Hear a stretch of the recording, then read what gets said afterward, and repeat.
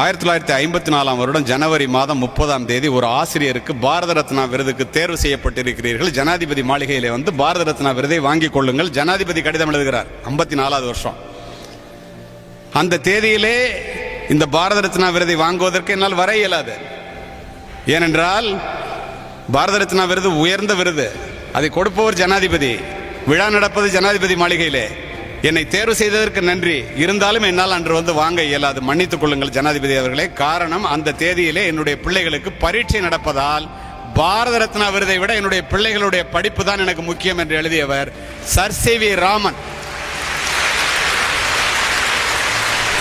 சாக்ரட்டிஸினுடைய மாணவன் பிளேட்டோ, பிளேட்டோவினுடைய மாணவன் அரிஸ்டாட்டில், அரிஸ்டாட்டிலுடைய மாணவன் the great Alexander who conquered the entire world. அவன்கிட்ட போய் கேட்டாங்க, ஏண்டா உலகத்தையே ஜெயிச்சுட்டே எப்படான்னு கேட்டாங்க. அவன் என்ன சொன்னான் தெரியுமா? ஆசிரியர்களே நன்றாக உள்வாங்கிக் கொள்ளுங்கள், நான் இந்த உலகத்திற்கு வந்ததற்கு காரணம் என்னுடைய பெற்றோர், இந்த உலகம் என்னிடம் வந்ததற்கு காரணம் என்னுடைய ஆசிரியர் அரிஸ்டாட்டில் என்று கூறினார். உலகத்தை ஜெயிக்கக்கூடிய மாணவர்களை உருவாக்குகின்ற சக்தி படைத்தவர்கள் ஆசிரியர்கள்.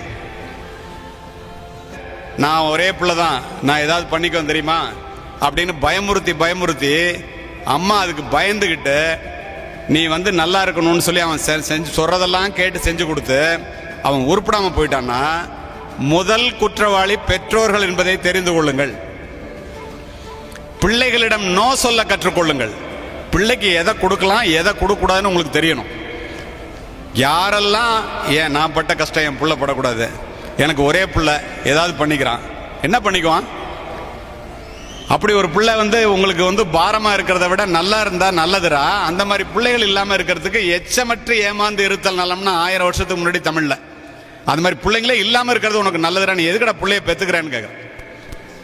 இப்போ எவ்வளவு சொல்லிட்டு போயிருக்கிறாங்க. இந்த இளைஞர்கள் தடமாறி போகாம இருக்கணும்னா 2 விஷயத்த சொல்றேன் பெற்றோர்களுக்கு, நல்லா கேட்டுங்க. முதலாவது, பிள்ளைகளுக்கு ஆசைக்கு வாழாமல் தேவைக்கு வாழ கற்றுக் கொடுங்க. பிள்ளைகளுக்கு அதிகமாக சொத்து சேர்த்து வைத்து விட்டு போகின்ற பெற்றோர்களை விட பிள்ளைகளுக்கு சிக்கனமாகவும் ஒழுக்கமாகவும் வாழ கற்றுக் கொடுத்து விட்டு போகின்ற பெற்றோர்கள் மேன்மையானவர்கள் என்பதை காவல்துறை அதிகாரியாக பல முறை பார்த்து விட்டேன்.